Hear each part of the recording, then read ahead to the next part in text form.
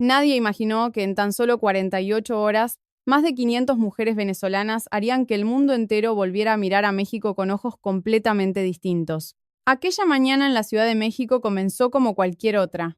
El tráfico denso, el silbido del metro resonando en el aire, el aroma de los tacos al pastor y el elote de los puestos callejeros mezclándose con el apuro de la gente que se dirigía a sus trabajos. Todo parecía tan ordinario que nadie sospechaba que, en cuestión de horas, este país se convertiría en el epicentro de la conversación global. Un breve video de solo 19 segundos, grabado en el Aeropuerto Internacional Benito Juárez, mostraba a un gran grupo de mujeres, algunas con rebozos delgados sobre sus hombros, abrazando con fuerza a sus hijos, arrastrando una única maleta vieja y mirando hacia adelante con una expresión de agotamiento profundo, pero en la que aún no se extinguía la esperanza. Una sola pregunta estalló simultáneamente en todos los continentes. ¿Quiénes eran ellas? ¿De qué huían con tanta desesperación? ¿Y por qué su destino final era México? Porque a veces lo que hace que el mundo recuerde a un país no es su poder, sino un corazón que todavía elige ver a un extraño como un ser humano primero.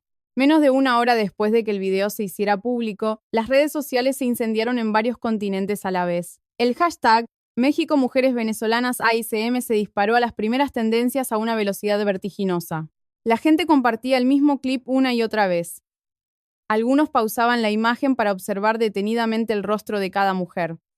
Otros intentaban contar el número de niños en los brazos de sus madres. Algunos hacían zoom para ver las etiquetas de las aerolíneas en las maletas, los zapatos gastados o incluso la mirada silenciosa que parecía contar una historia demasiado grande para ser expresada en palabras. Los medios de comunicación de Europa Occidental interrumpieron su programación con noticias de última hora, llenas de preguntas aún sin respuesta. Las agencias de noticias en Sudamérica conectaban en vivo con analistas de derechos humanos, mientras que varios canales de noticias en Asia comenzaban a presentar el video como el tema principal de la mañana. Algunos presentadores de noticias intentaban mantener un tono neutral, pero cuanto más lo intentaban, más palpable se volvía la tensión en el ambiente. Todos sabían que lo que estaba sucediendo no era una simple noticia curiosa que pasaría de largo. Era la imagen de un gran número de seres humanos llegando a un destino final con un cansancio que parecía acumulado tras una larga y ardua huida.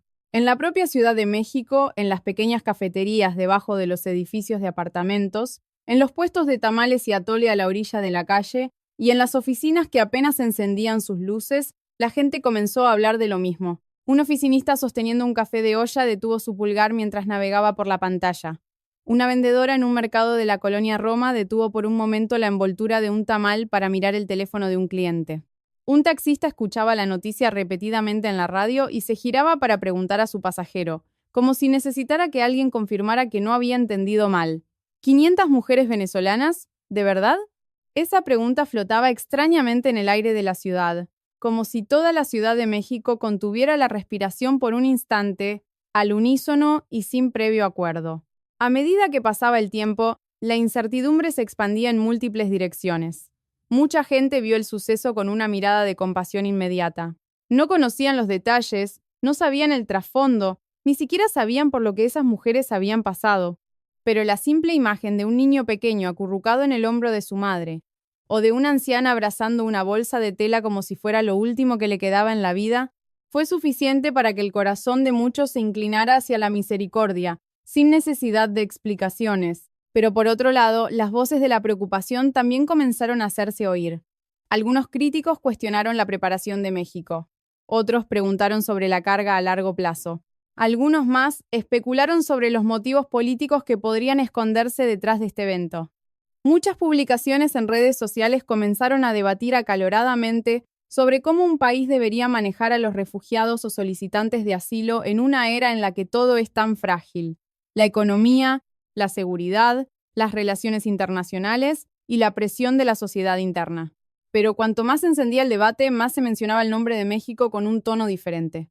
Hubo un tiempo en que el mundo estaba acostumbrado a hablar de México como una tierra de turismo, playas en Cancún, pirámides antiguas, comida deliciosa y ciudades coloniales bañadas por un sol suave. Pero esta vez se hablaba de México con otro significado. Un significado que ningún folleto turístico había logrado describir por completo y que ninguna campaña de relaciones públicas podría construir fácilmente con dinero o imágenes. Porque lo que el mundo estaba observando no era un paisaje, no era una belleza escénica, no era un servicio. Era una pregunta mucho más profunda. Cuando un ser humano que huye de la desesperación se detiene frente a tu puerta, ¿qué haces? Numerosos periodistas comenzaron a contactar a funcionarios del aeropuerto, fuentes de la aviación, autoridades gubernamentales y organizaciones de la sociedad civil. Pero lo que recibieron al principio fue solo información fragmentada. Nadie podía responder con claridad cómo había comenzado este movimiento, quién lo había coordinado o por qué un número tan grande de personas había llegado a México en un lapso de tiempo tan corto. Cuanto más amplio era el vacío de información, más lo llenaban la imaginación y las emociones de la gente. En medio de esta confusión, ciertas imágenes comenzaron a tener más poder que los hechos aún incompletos. La imagen de una mujer que sostenía a su bebé contra el pecho y miraba a su alrededor con recelo. La imagen de una niña pequeña con zapatos que no hacían juego. La imagen de un oficial mexicano inclinándose para hablar con alguien con suavidad. Todo esto fue cambiando gradualmente la dirección de la conversación global. De la pregunta, ¿qué está pasando?, a una pregunta aún más conmovedora. ¿Por qué tuvieron que pasar para llegar hasta aquí? Esa tarde, los noticieros del mediodía en varios países comenzaron a informar, con cautela, que el evento en el aeropuerto Benito Juárez podría ser solo una parte de un viaje mucho más grande, y que México podría no ser solo un lugar de tránsito, sino que se estaba convirtiendo en el destino que estas mujeres habían elegido con su última esperanza. La palabra esperanza comenzó a aparecer cada vez más en los titulares, y eso fue lo que hizo que esta historia fuera diferente de muchas crisis que el mundo había visto. Porque aunque las imágenes que se difundían estaban llenas de agotamiento, no tenían el olor de la rendición. En cambio, una corriente de esperanza fluía silenciosamente en los ojos de esas mujeres. En un solo día, México se convirtió en el centro de la conversación mundial. Personas de muchos países que nunca antes se habían interesado por las noticias de México comenzaron a buscar información sobre la sociedad mexicana, su cultura, sus comunidades y su historia de ayuda a las personas en tiempos de crisis. Muchos se dieron cuenta por primera vez de que a veces un país no es recordado por el tamaño de su economía o su influencia política, sino por los pequeños gestos que muestra hacia aquellos que no tienen nada. Y mientras el mundo seguía haciendo la misma pregunta una y otra vez, esa voz cambió lentamente de curiosidad a una espera silenciosa. Todos esperaban la misma respuesta.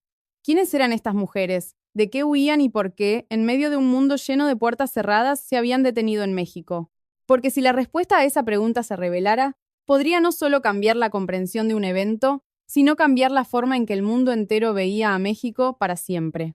Pero antes de que la imagen de esas mujeres venezolanas cruzara las puertas de llegadas internacionales en el aeropuerto Benito Juárez, antes de que el mundo comenzara a pronunciar el nombre de México con un nuevo tono, antes de que millones de personas detuvieran sus pulgares en las pantallas para mirar sus rostros con seriedad, la vida de estas mujeres apenas había estado a la vista de nadie. Ellas existían, respiraban, tenían miedos, sueños y hijos que proteger. Pero en un mundo donde las noticias a menudo solo recuerdan lo que está conectado con el poder, los intereses o los grandes conflictos, su dolor era tan silencioso que era como si nunca hubiera existido. En algunas zonas de Venezuela, especialmente en las tierras alejadas de la capital y que nunca habían recibido la verdadera atención del mundo exterior, la vida de muchas mujeres no transcurría bajo la palabra elección, sino bajo la palabra aceptación. Aceptar lo que estaba determinado. Aceptar las órdenes de quienes tenían poder sobre ellas.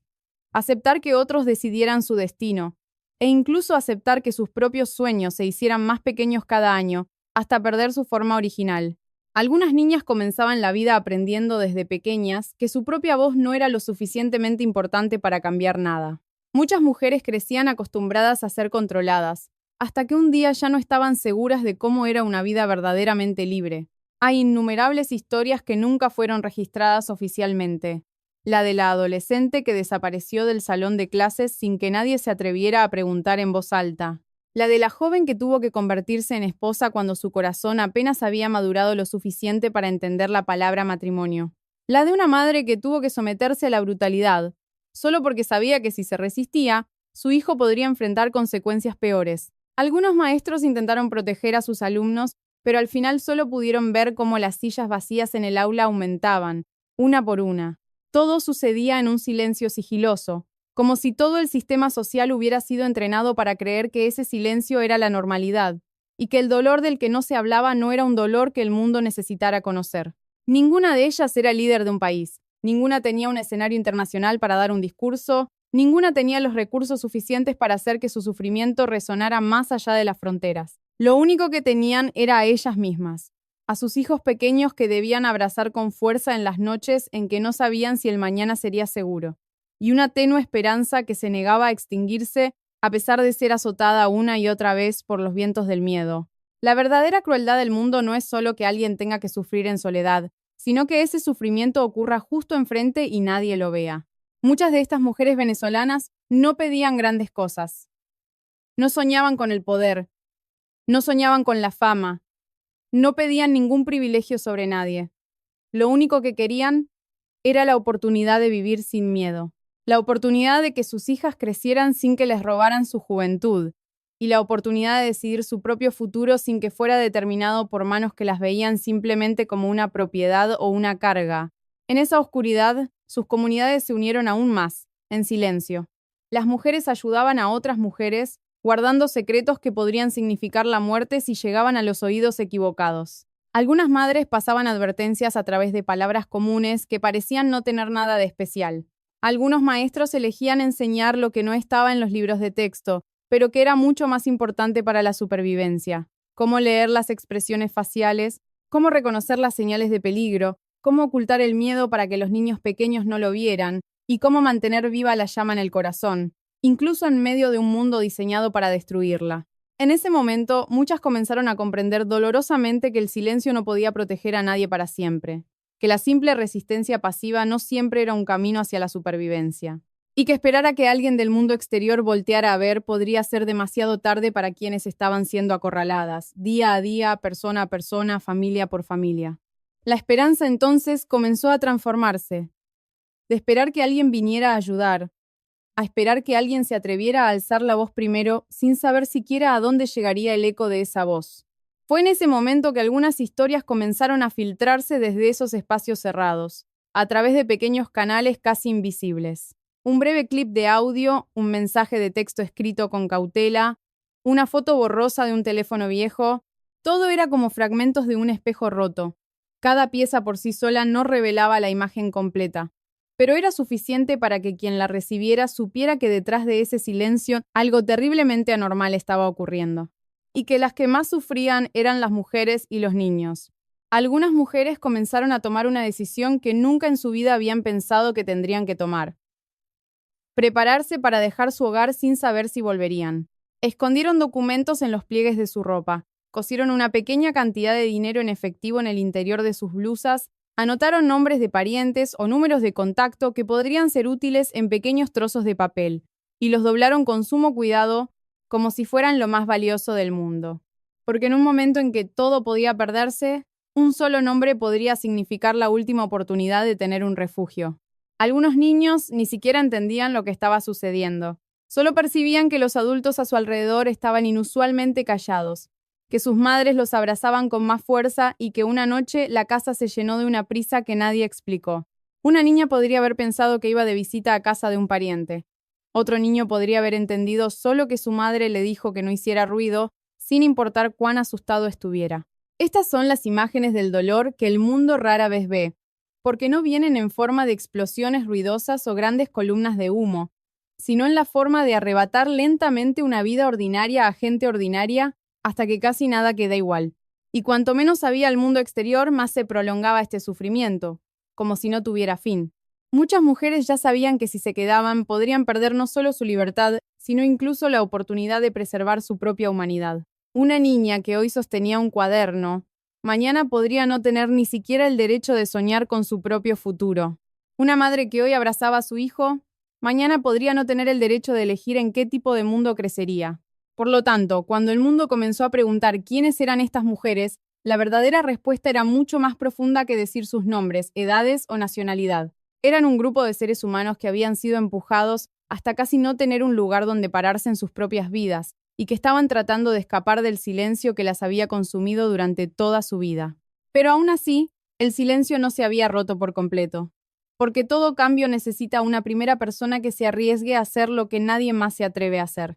Y pronto, el mundo descubriría que, en medio de esa oscuridad, hubo una mujer que eligió no permanecer en silencio nunca más. Y finalmente, en medio del silencio que había oprimido la vida de tantas mujeres durante años, alguien decidió hacer lo más peligroso de todo: enviar una voz para que el mundo la escuchara. Esa mujer se llamaba Elena, una simple maestra de un pequeño pueblo cuyo nombre casi nadie fuera de la región había oído. No tenía un alto cargo, no tenía poder de negociación, y nunca pensó que su vida se vería envuelta en algo de magnitud mundial. Lo único que siempre tuvo fue una creencia silenciosa pero firme: que todas las niñas deberían tener derecho a elegir su propio camino en la vida y que a nadie se le debería arrebatar su futuro simplemente por haber nacido mujer. Elena había sido una maestra de pocas palabras. Enseñaba con una voz suave, observando a los niños más de lo que les ordenaba que obedecieran. Recordaba cómo, años atrás, su salón de clases estaba lleno de las risas de niñas con ojos brillantes. Algunas soñaban con ser doctoras, otras querían ser escritoras, otras querían viajar y ver el mundo más allá del pequeño pueblo donde habían crecido. Pero con el paso del tiempo, algunas sillas en el aula comenzaron a quedar vacías. Una a la vez, luego otra y después varias más, sin una explicación que alguien se atreviera a decir en voz alta. Algunas niñas desaparecían de repente, otras regresaban después de un tiempo, inusualmente silenciosas. Algunas nunca más volvieron. Al principio, Elena trató de consolarse a sí misma pensando que podría haber otras razones. Quizás problemas familiares, quizás una mudanza, o quizás simplemente algo en lo que no debía involucrarse. Pero cuanto más tiempo pasaba, más se daba cuenta de que el silencio que envolvía al pueblo no era un silencio ordinario. Era un silencio construido para que todos aprendieran a no preguntar, a no mirar y a no hablar de lo que les sucedía a sus propias niñas. Elena vio la mirada en los ojos de muchas madres que venían a recoger a sus hijas de la escuela demasiado temprano. Vio el recelo que se iba arraigando lentamente en cada familia. Y vio la verdad más dolorosa de todas.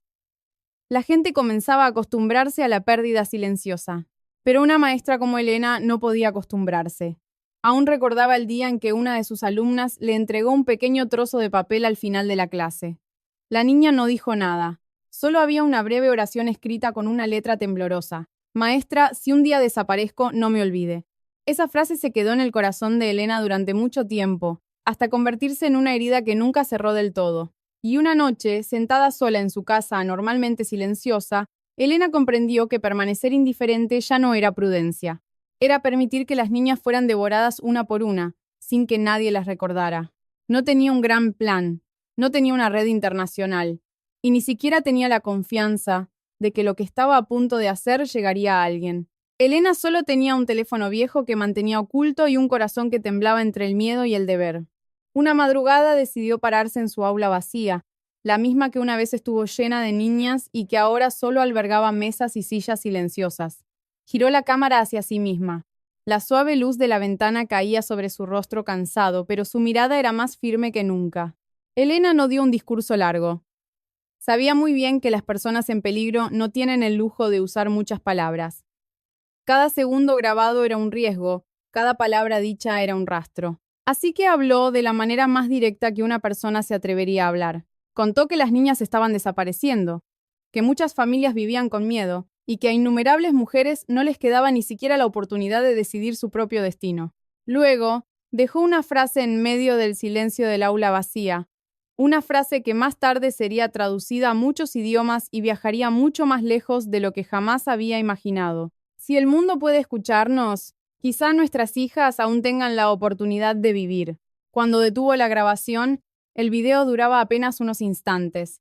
Pero para Elena, fue un momento en el que toda su vida cruzó una delgada línea entre el silencio y la resistencia. Sabía que si este video caía en las manos equivocadas, todo podría terminar. No solo para ella, sino también para quienes la rodeaban. Sin embargo, en algunas situaciones, el miedo no desaparece porque uno se vuelva más valiente, sino porque el dolor que se tiene enfrente es más grande que el propio miedo. Y para Elena, ver a las niñas ser arrebatadas sin hacer nada más era algo que ya no podía soportar. El video fue enviado con extrema cautela, a través de las manos de unas pocas personas, a través de una pequeña red sin nombre y a través de innumerables riesgos. Nadie estaba seguro de qué pasaría una vez que saliera de ese teléfono. Quizás sería borrado en el camino, quizás nadie lo vería nunca. Pero lo que sucedió fue todo lo contrario. El breve video de Elena llegó primero a un activista independiente, luego fue enviado a un traductor voluntario, de ahí pasó a un periodista alternativo y finalmente se filtró en grupos que trabajaban silenciosamente en temas humanitarios. Poco a poco, de mano en mano. Lo que hizo que ese video fuera tan poderoso no fue su calidad de imagen, ni la belleza de sus palabras, ni la información completa que contenía. Fue porque quienes lo vieron sintieron de inmediato que no era una súplica para despertar lástima. Era la voz desde el abismo de una mujer que pedía una oportunidad de vida para la siguiente generación de niñas. La voz de Elena no temblaba por debilidad. Temblaba porque cargaba el peso de muchas otras personas en unas pocas frases. Y en un mundo donde la gente comenzaba a cansarse de las largas declaraciones políticas, una voz tan genuina como esta llegaba directamente al corazón humano más rápido que cualquier otra cosa. Después de eso, pequeñas redes que nunca antes habían estado conectadas comenzaron a moverse. Traductores voluntarios empezaron a transcribir las palabras del video a otros idiomas. Algunos abogados ofrecieron consejos en secreto. Coordinadores humanitarios en varios países comenzaron a conectar información. Algunos grupos ofrecieron refugio temporal, mientras que otros ayudaron a encontrar las rutas de viaje más seguras para mujeres y niños. Nadie lo llamó una gran operación porque todavía era pequeña, frágil y podía romperse en cualquier momento. Pero fue la primera vez que una pequeña esperanza, que había estado reprimida bajo la sombra, comenzó a tomar forma real. La propia Elena no sabía cuán lejos se había expandido esa red. Solo lo percibía a través de breves mensajes que le llegaban de vuelta. Te hemos escuchado. Y a veces, para alguien que ha estado sumergido en el silencio durante años, una frase tan corta puede ser suficiente para cambiar todo un destino. Porque significaba que el mundo exterior no estaba completamente ciego. Todavía había alguien que veía. Todavía había alguien que creía que la vida de estas mujeres valía la pena ser salvada. El video de Elena no cambió el mundo en un día. No hizo que todo fuera seguro de inmediato, y no detuvo el peligro que rodeaba a esas mujeres de la noche a la mañana. Pero lo que sí logró fue encender la primera chispa de esperanza donde solo había desesperación. Hizo que algunas mujeres comenzaran a atreverse a creer que quizás todavía existía una puerta. Hizo que algunas madres comenzaran a empacar en silencio por la noche.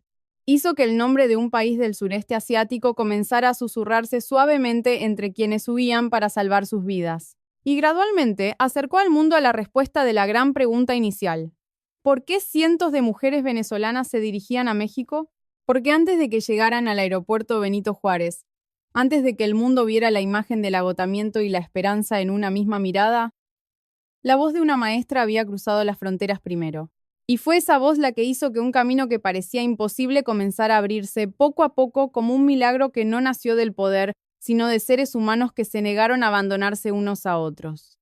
Después de que el video de Elena viajara lentamente a través de las manos de personas que nunca se habían conocido, después de que una frágil esperanza comenzara a tomar forma en pequeñas redes impulsadas por el silencio, la cautela y la creencia de que una vida humana aún merecía ser salvada, la pregunta más difícil de todas comenzó a surgir seriamente entre las propias mujeres. ¿A dónde irían? Si tuvieran que dejar atrás todo lo que conocían, las mismas calles de siempre, la misma casa, e incluso el nombre de su vida anterior, ¿cuál debería ser el destino de alguien que huye de la oscuridad en un mundo lleno de fronteras, regulaciones y puertas que se cierran más rápido de lo que el corazón puede seguir? Se consideró más de un nombre de país. Algunos parecían más seguros en teoría, otros tenían mejores sistemas de acogida, otros tenían una imagen más progresista y próspera a los ojos del mundo. Pero cuanto más se mencionaban esos nombres, más sentían muchas de las mujeres que la seguridad en el papel no siempre significaba un lugar real para personas como ellas. Porque quien huye para salvar su vida no solo necesita un lugar con una cama, documentos o una estructura ordenada. Lo que anhelaban a un nivel más profundo era un lugar donde, al llegar, no fueran vistas con una mirada fría, no fueran evaluadas inmediatamente como una carga o un beneficio, y no tuvieran que demostrar el valor de su humanidad desde el primer segundo que pisaran una nueva tierra. En las pequeñas conversaciones que tenían lugar en silencio, en casas con las cortinas cerradas, en habitaciones estrechas donde varias mujeres se reunían con recelo, o incluso en breves mensajes de texto enviados con el temor de que alguien los leyera, el nombre de un país se repetía una y otra vez, con una voz no muy alta pero extrañamente firme. Ese país era México. Al principio, su nombre apareció solo como una pequeña posibilidad, un destino con el que nadie se atrevía a soñar plenamente. Pero a medida que la poca información se iba conectando, un sentimiento comenzó a crecer entre esas mujeres. Quizás el destino que buscaban no era el país más grande, sino un país donde todavía quedaba espacio para que la palabra misericordia existiera de verdad. Muchas en el grupo apenas sabían algo sobre México. Algunas solo sabían que era una tierra en América Latina con templos antiguos y majestuosos, una capital que nunca dormía, comida con sabores intensos y gente famosa por su calidez. Algunas recordaban imágenes vagas de programas de viajes o fotos de mercados nocturnos con luces cálidas reflejándose en el agua. Pero todo eso estaba muy lejos de la decisión que tenían que tomar, porque no se trataba de elegir un destino de vacaciones. Se trataba de elegir un lugar que podría ser la línea divisoria entre empezar una nueva vida y ser devueltas a la desesperación. Lo que hizo que el nombre de México ganara peso no provino de discursos políticos, ni de grandes declaraciones, ni de promesas impresas en documentos diplomáticos. Provino de pequeñas historias, historias de personas que habían pasado por México, historias de trabajadores migrantes que habían recibido un gesto de amabilidad de un extraño. Historias de algunos voluntarios que habían visto a las comunidades mexicanas levantarse para ayudarse mutuamente sin esperar órdenes de nadie. E historias de quienes decían que, en ese país, aunque el sistema no fuera perfecto, al menos el corazón de muchas personas comunes respondía al sufrimiento de otros más rápido que la indiferencia. Algunas frases se transmitían de forma breve, pero tenían un peso profundo. Los mexicanos quizás no te pregunten todo de inmediato. Allí, tal vez te ofrezcan un vaso de agua antes de preguntar de dónde vienes. Si llegas con un niño en brazos, quizás encuentres a alguien que te sostenga la puerta. Estas palabras parecían pequeñas en comparación con la crueldad que enfrentaban estas mujeres. Pero para alguien a quien la vida le había arrebatado la dignidad capa por capa, estas pequeñas cosas eran tan grandes que casi se convertían en la esperanza misma, porque significaba que todavía había un lugar en el mundo donde un ser humano podría ser recibido antes de ser juzgado. Por supuesto, ninguna de ellas era tan ingenua como para pensar que algún país del mundo las recibiría con los brazos abiertos sin limitaciones. Nadie creía que México sería una tierra idílica, libre de problemas, sin leyes, complejidades o tensiones sociales. Sabían muy bien que cada país tiene sus propias cargas, sus propios miedos y sus propios límites difíciles de cruzar. Pero la verdadera pregunta no era qué país era el más perfecto, sino qué país aún tenía una oportunidad para que vidas tan maltratadas como las suyas pudieran encontrar refugio, sin ser reducidas a un simple número en un informe o a un problema en un expediente burocrático. En ese momento, algunos coordinadores de la red comenzaron a proporcionar información con más cautela sobre las rutas que podrían llevarlas a México. No era un camino fácil, no era completamente seguro y no garantizaba que todo saldría bien.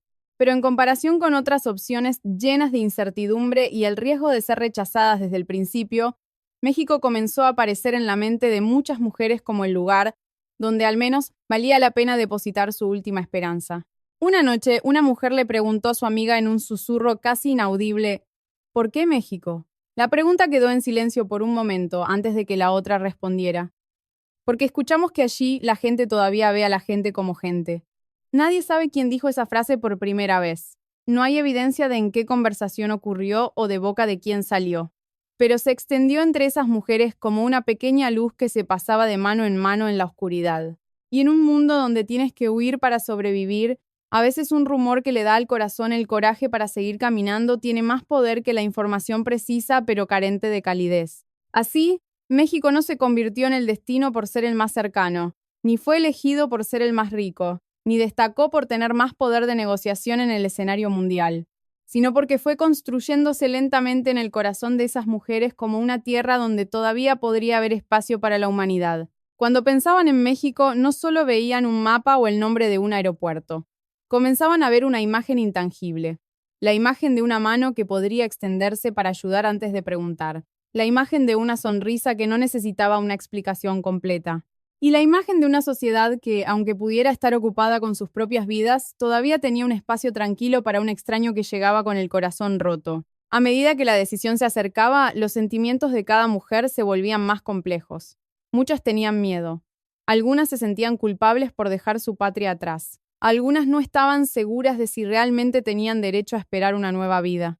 Pero cuando miraban a sus hijos, muchas cosas se aclaraban dolorosamente. Una madre podría estar dispuesta a soportar la oscuridad por sí misma durante mucho tiempo, pero no podía soportar ver a su hija crecer en la misma prisión invisible. Elegir México no fue la elección más fácil. Fue la elección que aún dejaba a la esperanza un espacio para respirar con dignidad. Y cuando esa decisión fue confirmada, una por una, familia por familia, ruta por ruta, México comenzó a convertirse en algo más que un destino final. Se convirtió en una palabra susurrada con cautela, pero llena de un fuerte anclaje emocional. Se convirtió en el nombre de un país transmitido entre mujeres que no tenían casi nada, excepto la creencia de que en algún lugar del mundo todavía había una puerta dispuesta a abrirse antes de hacer preguntas. Y pronto, cuando ese viaje tan frágil comenzara de verdad, el mundo vería por qué el nombre de México no fue elegido solo por razones estratégicas, sino por una razón mucho más simple y grandiosa, porque en un momento en que la humanidad casi había perdido la fe en sí misma, esas mujeres todavía creían que en esta tierra podría haber un corazón esperándolas. Una vez que la decisión, más pesada que cualquier otra cosa, fue tomada en el corazón de estas mujeres, nada de lo que siguió fue más fácil. Al contrario, se convirtió en un tiempo en el que cada aliento estaba lleno de incertidumbre. Su viaje no fue una imagen romántica de dirigirse a una tierra de esperanza, sino el movimiento cauteloso de personas que apenas podían permitirse un error. Tuvieron que viajar en grupos pequeños, a veces por rutas separadas, a través de múltiples capas de miedo, de controles y de un silencio en el que nadie se atrevía a decir más de lo necesario. Algunos niños pequeños se durmieron en el regazo de sus madres, agotados. Algunas mujeres abrazaban con fuerza los pocos documentos que tenían, como si fueran el último puente entre la vida rota que dejaban atrás y una nueva vida que nadie podía garantizar que realmente comenzaría. Durante todo el camino nadie se atrevía a cuestionar demasiado el futuro, porque el simple hecho de llegar al destino ya era una carga suficiente. Pero aún así, el nombre de México seguía sosteniendo silenciosamente el miedo en sus corazones, como la luz tenue de una casa que aún no se ve claramente, pero que es suficiente para evitar que quien está perdido en la oscuridad se derrumbe. Y cuando un vuelo tras otro comenzó a aterrizar en el Aeropuerto Internacional Benito Juárez en un lapso de tiempo similar, lo que había sido solo un susurro entre fugitivos comenzó a tomar forma de realidad. En la primera hora, mientras cruzaban el área de llegadas internacionales, no hubo aplausos, ni una gran ceremonia de bienvenida, ni se proclamó ninguna declaración política. Lo que había, en cambio, era algo mucho más pequeño, pero infinitamente más conmovedor: una atmósfera de cautela amable. Algunos oficiales del aeropuerto, que solo habían recibido la información necesaria, no mostraron pánico, no miraron a esas mujeres como si fueran objetos extraños, no las interrogaron con un tono innecesariamente duro. Simplemente hicieron su trabajo con una expresión lo suficientemente humana como para que muchas de las mujeres, acostumbradas a la presión, comenzaran a sentir por primera vez que, al menos en ese instante, no serían rechazadas de inmediato. Las primeras imágenes que quedaron grabadas en la memoria de personas de todo el mundo no fueron las de los procedimientos de inmigración o de cualquier organización. Fueron imágenes sutiles que ocurrieron en un pequeño rincón del aeropuerto. Una mujer venezolana, que sostenía a su hija con los brazos temblando de cansancio, intentó agacharse para recoger otra maleta por sí misma. Pero antes de que perdiera el equilibrio, una empleada mexicana del aeropuerto que estaba cerca se apresuró a ayudarla, sin decir muchas palabras, solo con una sonrisa leve y una mirada que comunicaba más que 100 frases de consuelo. La niña en brazos de su madre miró a la extraña con confusión, antes de recostar lentamente la cabeza en el hombro de su mamá, como si su cuerpo percibiera que este podría no ser un lugar peligroso.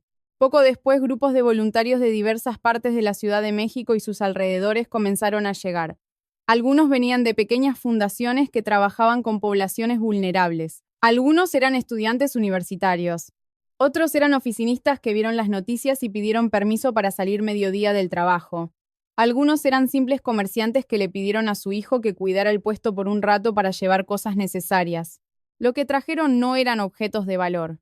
Eran simplemente tamales calientes, botellas de agua, pan dulce, leche para los niños, pañuelos, algunos rebozos delgados y ropa sencilla para cambiarse después de un largo viaje. Pero en ciertas situaciones, estas cosas ordinarias tienen una dignidad mayor que cualquier objeto caro en el mundo, porque le dicen a quien las recibe: alguien está pensando en tu cansancio, tu hambre y tu frío. La imagen de un tamal caliente en las manos de una mujer que apenas tenía fuerzas para abrir la hoja de maíz se convirtió en una imagen de la que mucha gente en las redes sociales habló en silencio. Algunos decían que nunca habían pensado que una comida pudiera tener un significado tan profundo. No era solo comida, era una forma de decir, esta noche ya no tienes que luchar sola para sobrevivir. Y en la sociedad mexicana, donde la comida nunca ha sido solo alimento, sino una manifestación tangible de afecto. Esos tamales calientes se convirtieron en un lenguaje que se podía traducir instantáneamente sin necesidad de intérpretes. En otro rincón del aeropuerto, un pequeño grupo de estudiantes sostenía un cartel de cartón escrito a mano y a toda prisa, en español y en un inglés sencillo. Las letras no eran perfectas y algunas manchas de tinta delataban la prisa. Pero el mensaje en ese cartel hizo que el mundo entero se detuviera a mirar, ahora están a salvo. No había palabra más superflua, y quizás ninguna más necesaria. Para alguien que acababa de viajar a través de días y noches de miedo, esas 4 simples palabras eran como si alguien pusiera suavemente una mano en su hombro y le dijera, ya no tienes que seguir huyendo, al menos por ahora. Algunos niños que no sabían leer quizás no entendieron esas palabras, pero entendieron el tono de voz de los adultos, los gestos no amenazantes, y entendieron que un lugar donde la gente te ofrece agua antes de preguntarte tu nombre es diferente de los lugares que hacían que sus corazones temblaran con cada sonido de pasos. Más tarde, a medida que aumentaba el número de mujeres que llegaban, la imagen de la cooperación a pequeña escala se expandió de manera asombrosa. Furgonetas de algunas comunidades musulmanas en la Ciudad de México trajeron hijabs limpios y comida halal. Un grupo de médicos voluntarios instaló un rincón para revisiones básicas de madres y niños. Un sacerdote en una parroquia cercana, que había sido contactado de antemano, preparó un espacio de descanso temporal, sencillo pero tranquilo. Mientras tanto, algunas mujeres mexicanas mayores, que no hablaban el mismo idioma que las mujeres venezolanas, usaban solo gestos suaves y un ligero toque en la mano para comunicar uno de los significados más profundos de la vida humana. No te preocupes. Ahora estás con nosotros. La belleza de ese momento no residía en la perfección. Todo seguía lleno de urgencia, confusión y limitaciones. Nadie pretendía que México tuviera todas las respuestas para este gran problema. Pero lo que sucedió en la realidad fue que cuando la crisis llegó, un número de personas eligió responder primero con humanidad, y luego lidiar con la complejidad que vendría después. Y eso fue lo que hizo que el mundo comenzara a ver a México de manera diferente. No porque este país no tuviera problemas, sino porque en medio de todas sus carencias, todavía existía el corazón de gente común que se movía hacia el sufrimiento de un extraño con una rapidez asombrosa. Una mujer venezolana, que apenas había hablado en todo el día, levantó la vista hacia el alto techo del aeropuerto Benito Juárez, y las lágrimas comenzaron a rodar por sus mejillas sin un solo sollozo. No lloraba porque todo hubiera terminado. Lloraba porque por primera vez en mucho tiempo, su cuerpo se atrevía a reconocer que podría estar lo suficientemente a salvo como para ser vulnerable. Un niño pequeño, que antes se aferraba a la pierna de su madre sin soltarla, extendió la mano para aceptar una botella de leche de un voluntario y bebió sin mirar a nadie, como si su pequeño cuerpo aún no creyera del todo que la amabilidad pudiera existir sin pedir nada a cambio. Pero aunque no lo creyera del todo, había dejado de temblar. Y eso fue lo que sucedió en las primeras horas de México con estas mujeres venezolanas. No fue la solución a todos los problemas, no fue el final del sufrimiento, y no fue un milagro que borrara las heridas del pasado, pero fue un comienzo lo suficientemente valioso como para cambiar el rumbo de toda la historia. De una historia de personas rechazadas por el mundo a una historia de personas que comenzaban a ser acogidas de nuevo en la humanidad. Y mientras estas imágenes se compartían por todo el mundo, una gran cantidad de personas comenzó a entender por qué el destino final de estas mujeres había sido México. Porque a veces un país no es grande por lo que dice ser, sino por lo que hace con aquellos que llegan en el día en que no les queda nada. Después de las primeras horas frágiles en el aeropuerto Benito Juárez, la historia no se volvió más ligera. Al contrario, pasó gradualmente de una imagen de conmoción a algo mucho más profundo. El momento en que el mundo comenzó a mirar de verdad a los ojos de esas mujeres. No a través de cifras, ni a través de una foto grupal que convertía a todas en una multitud sin rostro, sino que comenzó a preguntar, detrás de los rebozos, detrás de los rostros cansados, detrás de los brazos que abrazaban a sus hijos con fuerza, ¿qué tipo de vida temblaba en silencio? ¿Y qué tipo de palabras necesitaba escuchar el mundo? Al menos una vez, entre las cientos de mujeres que llegaron a México, hubo una que, con el tiempo, se convirtió en el rostro de todas esas voces silenciosas. Se llamaba Mariana, de 29 años, madre de una niña de 6. No era la más destacada ni la más elocuente, y nunca tuvo la intención de ser la representante de nadie. Pero a veces, la historia elige a la persona más común para ponerla en el centro de un gran acontecimiento sin previo aviso. Y esta vez le sucedió a Mariana. Cuando a los periodistas extranjeros se les permitió entrar en un refugio temporal cerca de Iztapalapa, el ambiente en el interior no tenía ninguna grandiosidad. Era solo un espacio simple, organizado deprisa, pero lleno de un esfuerzo por mantener la calidez tanto como fuera posible.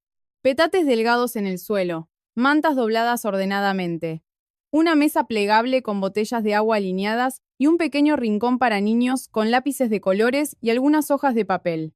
Todo parecía tan común que, si no fuera por la historia detrás, alguien podría haber pasado de largo sin saber que dentro de esa habitación silenciosa, cientos de corazones que acababan de escapar de la oscuridad estaban tratando de aprender a respirar sin miedo de nuevo.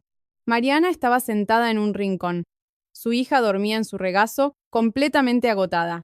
La niña abrazaba una pequeña muñeca de trapo con fuerza, como si fuera lo único que la conectaba con el mundo que acababa de dejar.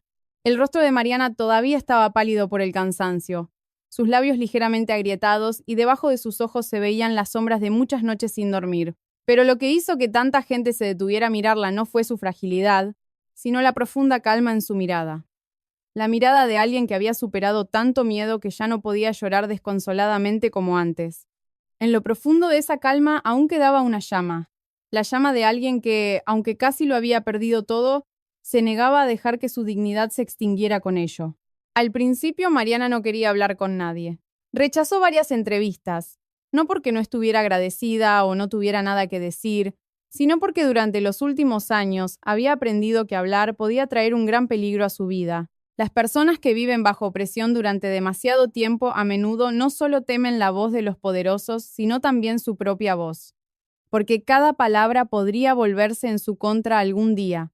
Sin embargo, después de hablar con un intérprete voluntario, con un oficial de protección y con otras mujeres venezolanas que le dijeron que el mundo necesitaba escuchar algo de la boca de alguien que realmente lo había vivido, Mariana asintió lentamente. Nadie preparó luces, nadie montó un escenario. Todo sucedió de manera simple, casi en silencio. El periodista se sentó a su mismo nivel, el intérprete a su lado, y Mariana se tomó varios segundos solo para regular su respiración. El sonido de los niños jugando a lo lejos era tan bajo que era casi una sombra de sonido. Cuando se hizo la primera pregunta, toda la habitación pareció quedarse aún más en silencio. ¿Por qué eligió venir a México? Era la pregunta que todo el mundo esperaba, pero para Mariana no era una pregunta política, ni una pregunta sobre políticas públicas, ni mucho menos una pregunta sobre geopolítica. Era una pregunta sobre la última esperanza de una madre. Se quedó en silencio por un largo rato, como si tuviera que caminar de regreso a través de esas noches lejanas para recuperar la respuesta desde el lugar donde su corazón se había roto más. Y finalmente, habló, lentamente, con una voz suave pero con una firmeza que la pequeña habitación apenas podía contener. Porque nos dijeron que aquí la gente nos vería primero como seres humanos. Tan pronto como esa frase fue traducida, todo en la habitación pareció detenerse por un momento. Nadie se movió de inmediato, nadie se apresuró a preguntar más. Porque todos sabían que era la explicación más simple, pero la más profunda, de por qué cientos de mujeres habían arriesgado sus vidas para viajar a una tierra que apenas conocían. Para muchas personas en el mundo, la frase ser visto como un ser humano primero puede sonar tan básica que ni siquiera valdría la pena mencionarla. Pero para Mariana y muchas otras mujeres, nunca había sido algo normal. Ser vista como un ser humano significaba no ser juzgada por tu falta de poder. No ser considerada un problema antes de que pudieras decir tu nombre. No ser cuestionada sobre tu utilidad antes de recibir un vaso de agua. Significaba que alguien aceptaba que, aunque llegaras cansada, sin posesiones y llena de heridas, todavía tenías valor como vida, sin necesidad de demostrar nada. Mariana continuó diciendo que antes de esto apenas sabía algo sobre México. Solo había visto imágenes de pirámides cuyas cimas reflejaban la luz dorada, mercados llenos de colores, comida de aspecto exótico y gente conocida por su amabilidad. Pero cuando tuvo que elegir huir de su antiguo mundo, no eligió basándose en esas imágenes turísticas. Eligió basándose en las historias que se transmitían con cautela entre mujeres que no tenían nada que perder. Y esa historia era Si todavía hay un lugar donde no te verán como una carga antes que nada, ese lugar podría ser México. Cuanto más hablaba Mariana, más entendían los oyentes que no estaba elogiando a un país de manera superficial. Estaba describiendo la diferencia entre dos mundos. Un mundo que obligaba a las mujeres a ocultar su dolor, a practicar el silencio y a aprender a respirar sin hacer demasiado ruido. Y otro mundo, que quizás no era perfecto, que podría tener su propio caos y limitaciones, pero en ese mundo había personas que realmente podían extender una mano para tocar el hombro de un extraño con suavidad. Había personas que aún ofrecían comida, agua, una manta y una sonrisa, sin esperar a que la vida que tenían delante demostrara si valía la pena o no. Mientras el intérprete transmitía sus palabras, la niña en el regazo de Mariana se movió y se despertó adormilada. Miró a su madre por un momento antes de acurrucarse de nuevo contra ella con confianza.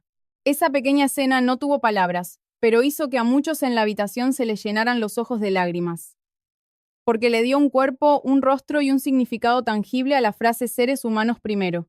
Una niña durmiendo en el regazo de su madre en un lugar donde no tenía que huir de inmediato. Ese era el significado de ser visto como un ser humano. Cuando el video de la entrevista de Mariana fue publicado, su impacto fue casi instantáneo. Millones de personas en línea se detuvieron ante esa frase. Algunos escribieron que nunca habían imaginado que una descripción de México pudiera venir de esa forma. Otros admitieron haber llorado sin darse cuenta, porque la frase de Mariana no elogiaba una grandeza ostentosa, sino algo que todos los seres humanos anhelan en lo profundo: encontrar un lugar que acepte nuestra existencia sin devaluarla. En el propio México, muchas personas se conmovieron con las palabras de Mariana tanto como en el extranjero. Muchos dijeron que nunca habían pensado que su propio país sería mencionado en el escenario mundial con palabras tan profundas. No por su riqueza, no por su tecnología, no por su poderío, sino por la simple palabra humano. Y fue entonces cuando la historia comenzó a pasar de ser una gran noticia a algo más profundo que una noticia. Se convirtió en un espejo que reflejaba a los propios mexicanos que, bajo el caos de la vida diaria, bajo el ruido del tráfico, las luces de neón, los mercados bulliciosos y una ciudad que nunca descansa, este país aún albergaba un tipo de corazón en silencio. Un corazón que a veces sus propios dueños olvidaban que existía. Después de ese día, Mariana nunca se llamó a sí misma un símbolo. No quería ser la heroína de la historia. Simplemente repetía a las personas cercanas: no dejen que el mundo me vea solo a mí. Detrás de mí hay cientos de mujeres que han sufrido igual. Hay maestras, madres, hijas, jóvenes que ni siquiera han comenzado a vivir. Y hay muchas más que no quieren compasión, sino solo la oportunidad de volver a ser seres humanos comunes y corrientes. Y esa es la razón por la que las palabras de Mariana resonaron tanto en el mundo. Porque no hablaba solo por ella, sino por el corazón de todo este viaje. Un viaje que no se dirigió a México por su fama o poder, sino en busca de algo mucho más simple. Algo que puede parecer pequeño a los ojos de la política, pero que es inmenso a los ojos de quienes casi fueron abandonados por el mundo: llegar a un lugar donde todavía había gente que las veía, primero, como seres humanos. Después de que las palabras de Mariana se extendieran mucho más allá de los muros del refugio temporal, la historia cambió una vez más. Ya no era solo una gran noticia de la que el mundo hablaba con emoción, sino que se convirtió en algo que la gente quería ver más de cerca. Querían saber cómo era en la vida real esa amabilidad que hizo que una mujer de una tierra lejana dijera la frase: aquí nos ven primero como seres humanos. ¿Estaba oculta en el complejo sistema del Estado o en las manos de quién exactamente? Y la respuesta a esa pregunta no apareció en grandes declaraciones, sino que se reveló lentamente a través de la gente más común, personas que nunca tuvieron la intención de representar a un país, pero que se convirtieron en la imagen recordada por el mundo entero sin saberlo. Entre las miles de fotos tomadas durante ese tiempo, hubo una que se viralizó tan rápidamente que muchas agencias de noticias la llamaron la imagen del amanecer de la amabilidad. No era una foto de una reunión, ni de funcionarios con trajes formales, ni una escena grandiosa montada para la comunicación simbólica. Al contrario, era una imagen muy pequeña, tan pequeña que si nadie hubiera levantado una cámara en ese preciso momento, se habría desvanecido como millones de otros actos cotidianos que ocurren todos los días sin que nadie los recuerde. La foto capturaba el momento en que una niña venezolana estaba de pie frente a un centro de ayuda temporal. En una mano abrazaba con fuerza una vieja muñeca de trapo. Con la otra apretaba el borde de su vestido, como si aún no estuviera segura de dónde debería estar en este nuevo mundo. Su rostro no lloraba, pero su mirada era tan quieta que dolía. Era la mirada de una niña que parecía haber crecido demasiado rápido, porque el miedo le había enseñado demasiadas cosas demasiado pronto. Frente a la niña, una mujer mexicana de mediana edad estaba arrodillada en el suelo sin dudarlo para arreglar la correa de su sandalia que se había soltado. Esa mujer se llamaba Doña Sofía. Nadie conocía su nombre antes. No era una persona importante, no trabajaba en una gran organización y nunca pensó que su vida se relacionaría con una noticia de la que hablaba todo el mundo. Doña Sofía era simplemente una vendedora de tamales y esquites en una pequeña calle no muy lejos del centro de ayuda. Todas las mañanas se despertaba antes del amanecer, preparaba la masa, encendía su anafre y vendía en su pequeño puesto que sus clientes habituales conocían bien. Su vida no era diferente a la de millones de trabajadores en la Ciudad de México. Sencilla, agotadora y sin espacio para la palabra fama. Ese día, Doña Sofía no tenía la intención de hacer nada grandioso. Simplemente escuchó de un vecino que había muchas mujeres y niños de Venezuela alojados cerca, y que muchos acababan de pasar por un viaje muy difícil. Así que decidió envolver unos tamales calientes extra, ponerlos en una bolsa y pedirle a su hija que cuidara el puesto por un rato para llevarles algo de comida. Fue una decisión del tipo que muchos mexicanos toman casi sin pensar cuando saben que alguien necesita ayuda cerca. Lo primero que se les ocurre no son preguntas complejas, sino una simple: ¿ya habrán comido algo? Cuando Doña Sofía llegó, no hablaba el mismo idioma que nadie en el grupo. Pero a veces, la compasión no necesita gramática. Una niña pequeña estaba de pie en silencio en un rincón del pasillo. La correa de una de sus sandalias se había soltado, casi impidiéndole caminar. Ni siquiera pidió ayuda. Simplemente miró sus propios zapatos con desconcierto. Y en ese instante, Doña Sofía vio lo que toda madre ve, a un niño a punto de tropezar. Y su cuerpo reaccionó antes que su mente. Dejó la bolsa de comida en el suelo, se arrodilló rápidamente y con sus manos, ásperas por el trabajo diario, arregló suavemente la correa de la sandalia. No se dijeron palabras importantes en ese breve segundo. No hubo música de fondo, nadie le ordenó que lo hiciera y nadie supo en ese momento que se convertiría en una imagen que conmovería al mundo entero. Lo único que había era una niña mirando a una extraña en silencio, y una mujer mexicana que levantó la vista y le dedicó una sonrisa suave. Esa sonrisa no intentaba explicar nada, simplemente decía de la manera más sencilla: «No te preocupes, yo te ayudo». Cuando la foto fue publicada, mucha gente apenas podía creer que la imagen que los hizo llorar fuera tan simple. Muchos escribieron comentarios en sus propios idiomas. Algunos dijeron: «La humanidad no necesita intérpretes». Otros: «Así es como debería ser el mundo». Algunos no escribieron nada más que la palabra México, como si en ese momento el nombre de este país no necesitara más explicación. Muchos periodistas buscaron rápidamente a Doña Sofía, pero cuando la encontraron, solo hallaron a una mujer tímida que no entendía por qué la gente estaba tan interesada en ella. Cuando le preguntaron por qué había ayudado a la niña, Doña Sofía se rió suavemente y respondió con la mayor sinceridad: «Pues vi que la niña se iba a tropezar.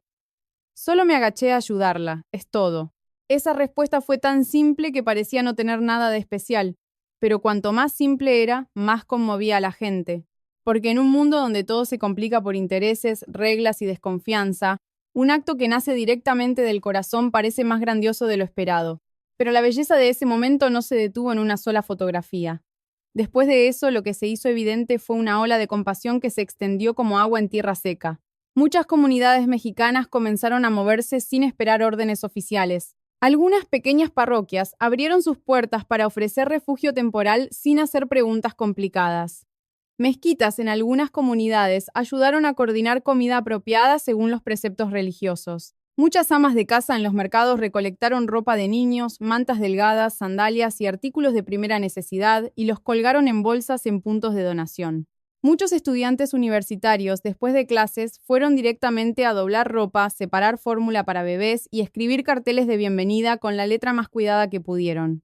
Una tarde, niños de 2 idiomas diferentes comenzaron a sentarse juntos en el suelo, sin saber cómo hablar entre ellos. Pero no pasó mucho tiempo antes de que las risas resonaran gracias a juegos simples que no necesitaban traducción. Una pelota de tela suave fue lanzada de un lado a otro. Unos cuantos crayones fueron compartidos. Un niño mexicano dibujó un sol. Una niña venezolana dibujó una casita junto a un árbol.